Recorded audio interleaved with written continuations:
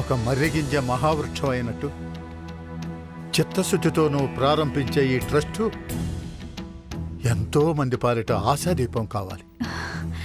Thank you మావయ్య. ఈ క్షణం నుంచే నేను నా శక్తి వంచన లేకుండా కృషి చేస్తాను. అమ్మా గాయత్రి, ఇంతకీ ఆ ట్రస్ట్కి ఏం పేరు పెట్టాలనుకుంటున్నావు?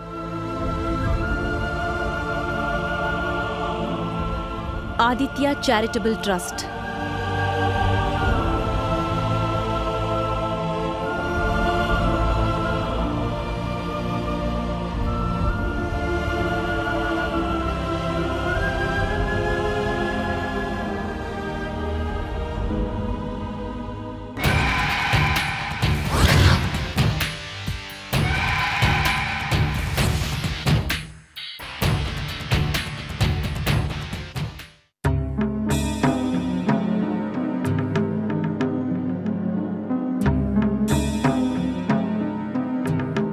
చూస్తూ కూర్చుంటే మేస్తూ పోయిందన్నట్టు ఇక లాభం లేదు.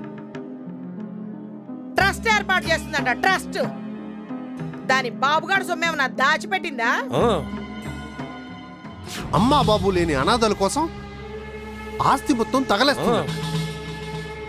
ఆవిడ గారు తానా అంటే ఆ ముసలోళ్ళిద్దరూ తందనా అంటున్నారు. అంటారా? అనకేం చేస్తారు? మొగుడు పోయాక గాయత్రి కాస్త గాయత్రి దేవి అయిందిగా. పేనుకు పెత్తనం ఇస్తే తలంతా కొరిగిందంట. ఇలా దాన ధర్మాలు చేసుకుంటూ పోతే చివరికి కొండలైనా కరిగిపోతాయి. అప్పుడు అన్ని పోయాక మన చేతికి మిగిలేది చెప్ప వీల్లేదు. ఎట్టి పరిస్థితుల్లో అలా జరగడానికి వీల్లేదు. ఎలాగైనా ఆ ఇంట్లో మనం బాగా వేయాలి. ఎట్లారా? ఆ గాయత్రికి మనమంటే గిట్టదాయే.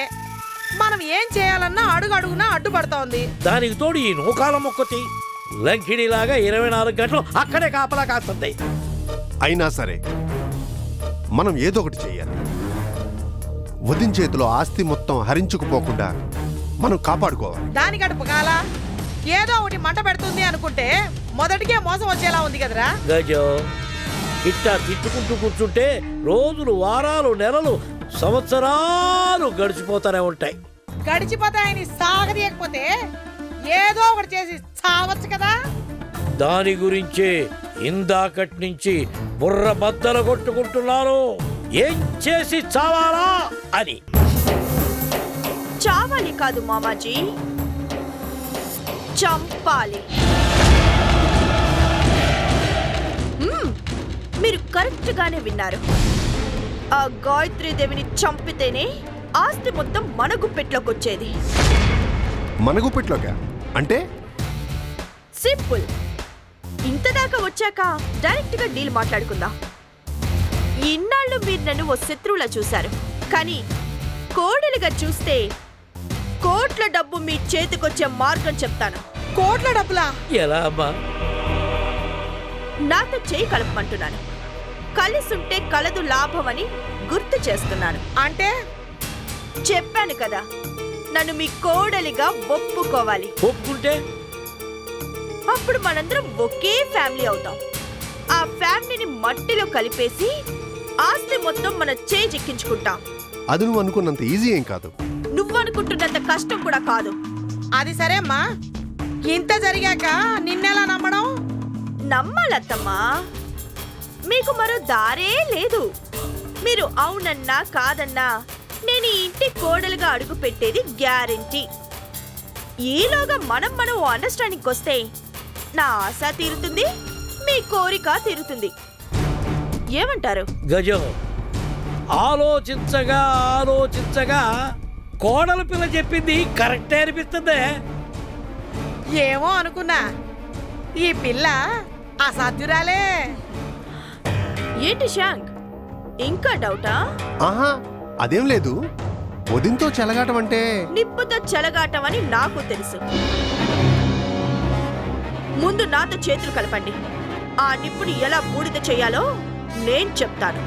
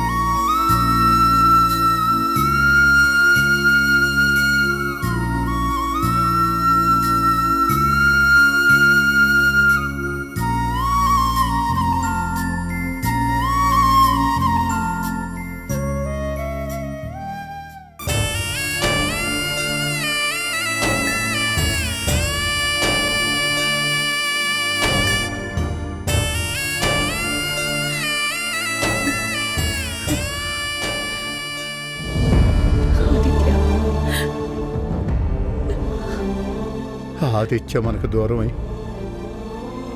అప్పుడే ఏడాది అయిపోతుంది.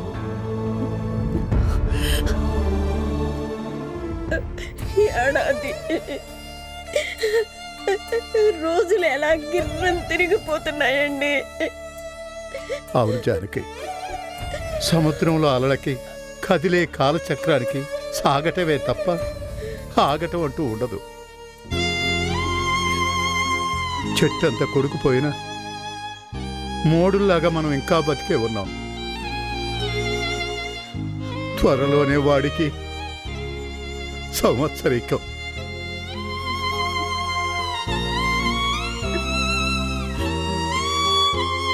కళ్ళారా చూడాలి కదా.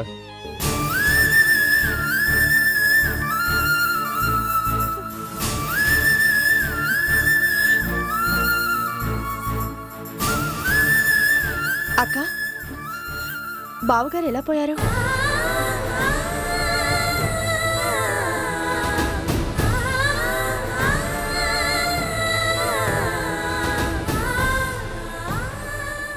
ఇక్కడికి వచ్చినప్పటి నుంచి అడగాలనుకుంటున్నాను.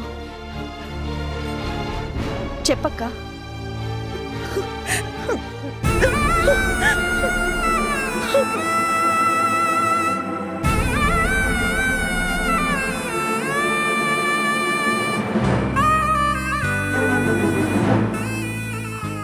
అంకుల్, మీరైనా చెప్పండి, అసలు ఏం జరిగింది?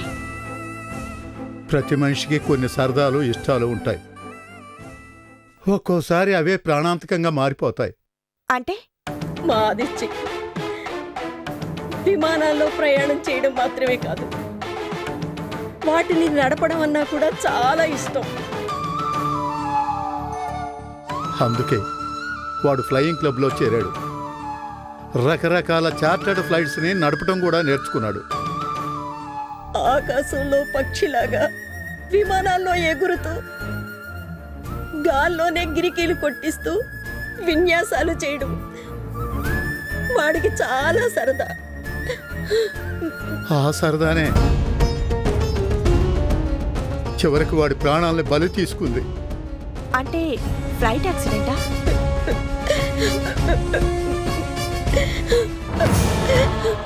ఎక్కడో దేశం కాని దేశంలో బిజినెస్ పని మీద వెళ్ళినప్పుడు కాలక్షేపం కోసం సరదాగా ఆదిత్య నడిపిన చార్టర్డ్ ఫ్లైట్ కూలిపోయింది.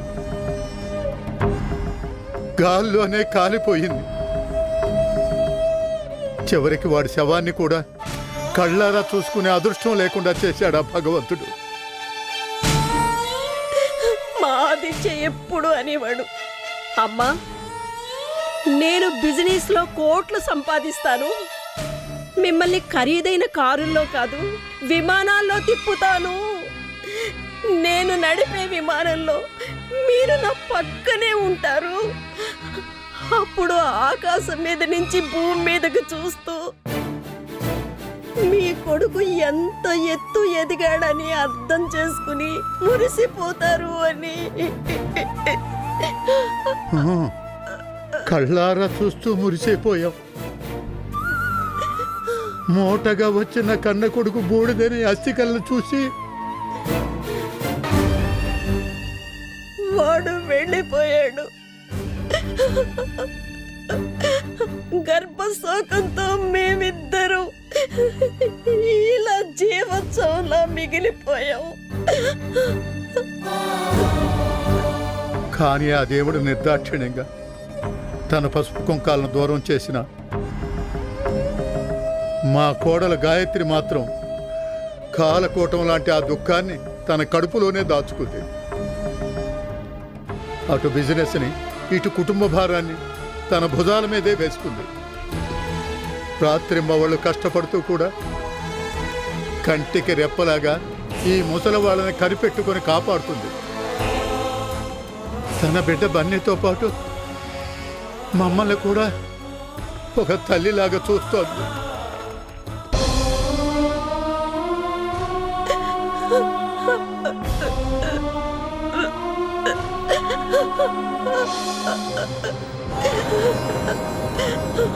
అప్పుడే సంవత్సరం సంవత్సరికం.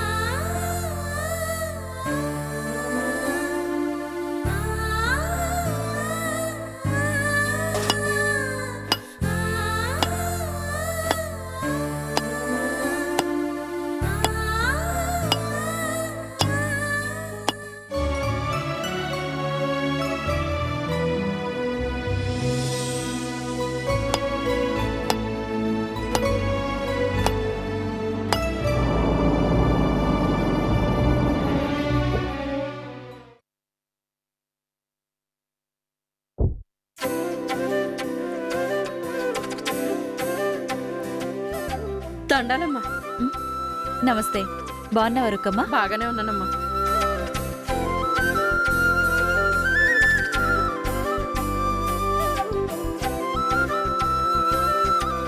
పావనిని పిలు. అట్టగేనమ్మా.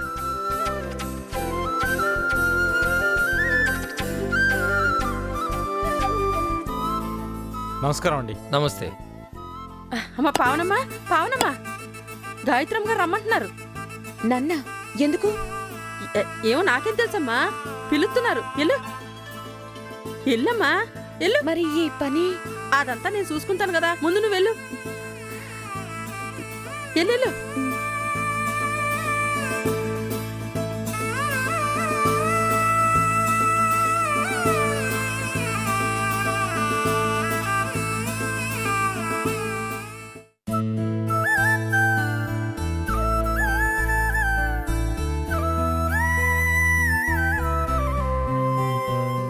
నమస్తే మేడం.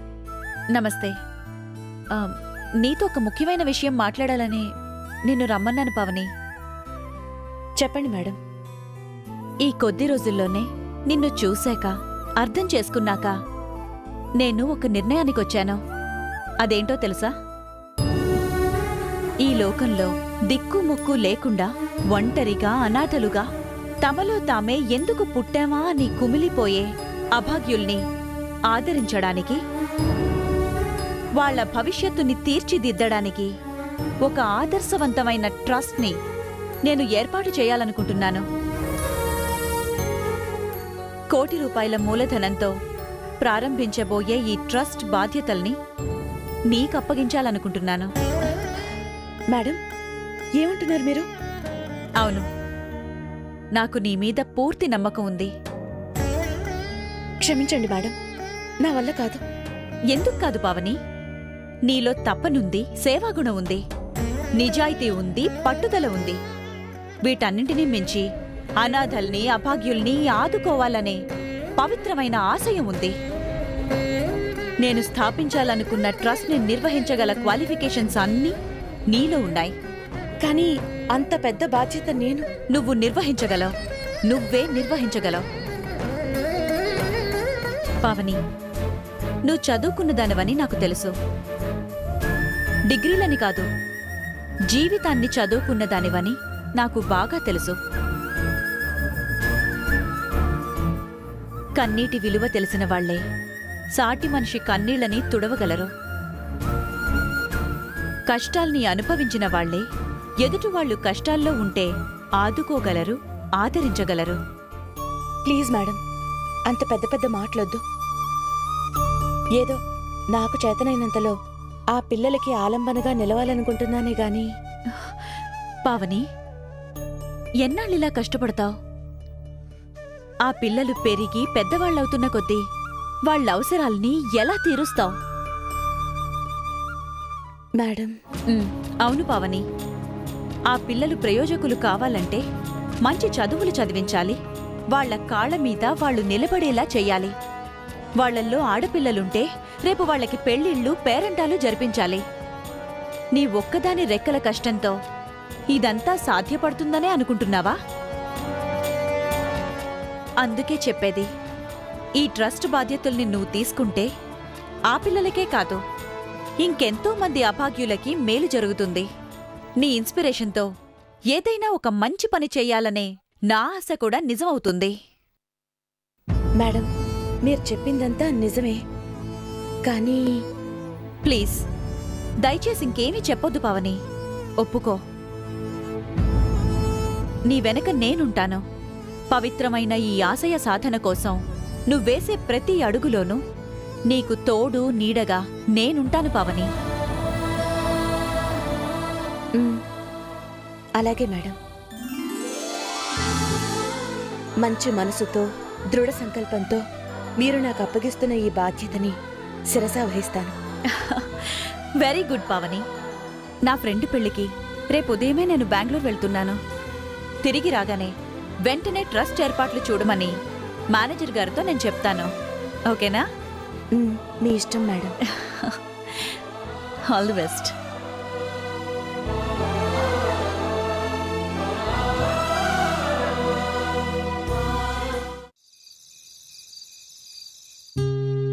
నాకు ఇష్టం లేదు, నువ్వు వెళ్ళొద్దమ్మా.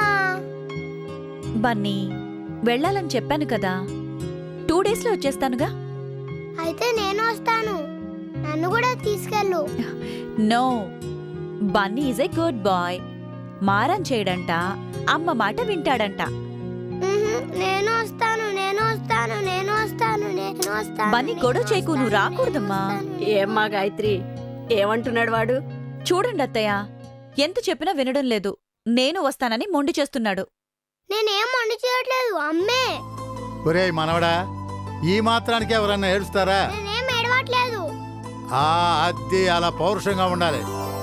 ఏమ్మా గాయత్రి, అన్నీ సర్దుకున్నావా? సర్దుకున్నాను మావయ్య. ఏమిటోనమ్మా, బెంగళూరంటే దగ్గర దాపా. అంత దూరం, అందులోనూ కారులో ఒక్కదానివి వెళ్ళడం. ఇంకొక్కసారి ఆలోచించమ్మా. అత్తయ్య, నేను వెళ్లేది నా ఫ్రెండ్ పెళ్లికి. రావడం కుదరదంటే ఎలాగైనా సరే వచ్చి తీరాలని గొడవ చేసింది. అందుకే వెళ్ళక తప్పడం లేదు. అది సరేనమ్మా, ఫ్లైట్లో వెళ్ళొచ్చు కదా, కారులో దేనికి? చెప్పాను కదా మావయ్య, మీ అబ్బాయి ఉండగా బెంగళూరు దగ్గర కొన్న ఫామ్ హౌస్ని ఇంతవరకు చూడలేదు. కార్ చేతిలో ఉంటే వచ్చేదారి కాబట్టి అన్నీ చూసుకుని రావచ్చు. చూసుకో చూసుకో, అన్ని నువ్వు ఒక్కదానే చూసుకో, నాకేం అక్కర్లేదు. ఒరే మనవడా, గొడవ చేయకూడదు, మేమంతా ఉన్నాం కదా. ఇదిగో, మీ అమ్మ బెంగళూరు నుంచి వచ్చేటప్పుడు నీ కోసం కొత్త క్రికెట్ బ్యాట్ తెస్తుందట, గ్లౌజెస్ కూడా తెస్తుందట. అప్పుడు మన ఇద్దరం కలిసి ఎంత చక్క ఐపీఎల్ మ్యాచ్ ఆడుకోవచ్చు.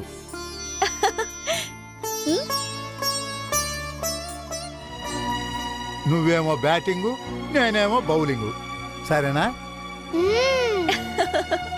నిజంగా తెస్తావా అమ్మా? ఓ, నిజంగానే తెస్తాను. అంతేకాదు, ఈ 2 రోజులు నువ్వు గుడ్ బాయ్లా ఉంటే ఊరు నుంచి రాగానే నిన్ను ఎగ్జిబిషన్కి తీసుకెళ్తాను, జైంట్ వీల్ ఎక్కిస్తాను, నీకు కావలసినవన్నీ కొనిపెడతాను. ఓ, అయితే సరే. మా అమ్మ మంచిది. Very very good. చూసావా అమ్మా, పిచ్చి వెధవ, వట్టి అమాయకుడు. నేనే పిచ్చి వేదవని కాదు, నాకు కూడా బుర్రుంది.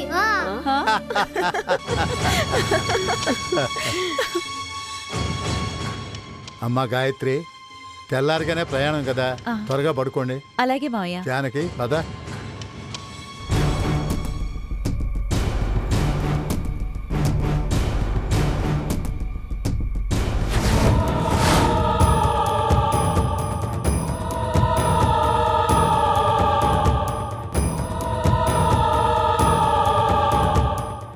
తిరిగి రాదు.